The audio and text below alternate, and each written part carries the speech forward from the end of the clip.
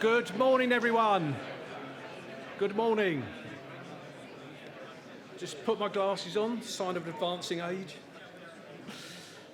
It's great to see so many friends and colleagues at this wonderful annual event, and long may it continue. I sincerely hope you enjoy your time at Genesis and find a rich and rewarding experience. And it's really nice to see that it's actually a sellout this year. We're turning people away. So what a topsy-turvy world we live in at the moment.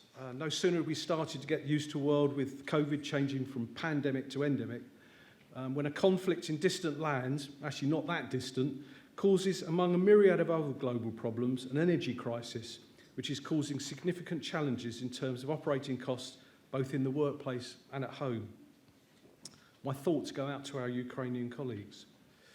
We are faced with inflation, Brexit aftermath, difficulty in the supply chain, a potential recession on the horizon, and then to cap it all, the Chancellor goes and makes an announcement in his autumn statement about changes to the R&D tax credits and introduces a new challenge into the equation which uniquely affects sectors such as ourselves rather than the wider population.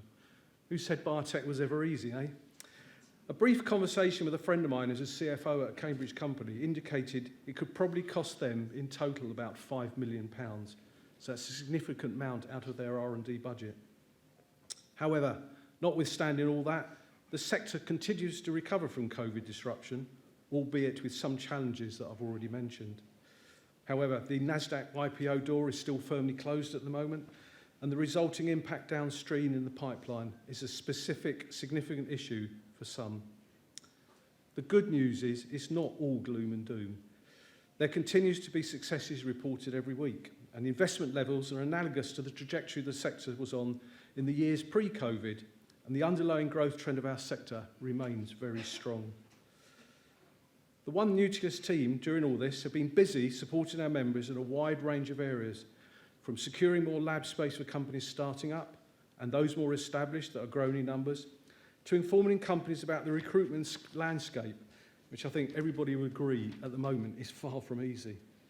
In fact, the most frequent topic of conversation I have with peers from companies in the sector are lack of wet laboratory space and difficulty in recruiting staff.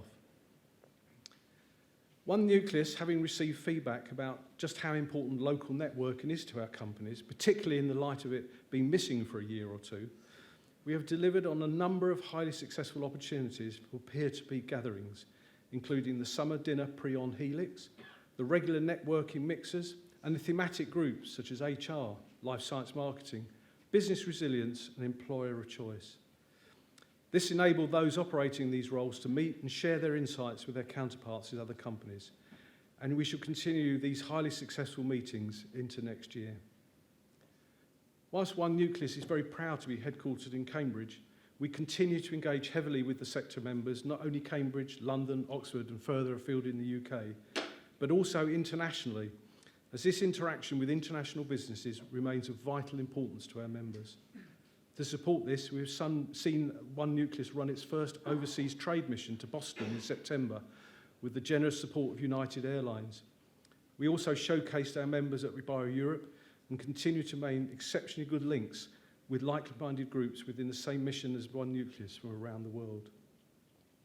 Looking ahead, there's still no doubt about the enormous potential in our sector for growth, and we look forward for another year of working with our members and stakeholders to help harness the value to innovators, their investors, employees, and most importantly, the patients of innovative and better treatments get translated from bench to bedside. None of what happens in One Nucleus and what they achieve would be possible without the support of its members, so I thank you. But neither would anything happen if it wasn't for the small but dedicated team that work at One Nucleus, including this prestigious event that we are attending this week. It's a privilege to be their chair, and I would like to thank each and every one of them personally.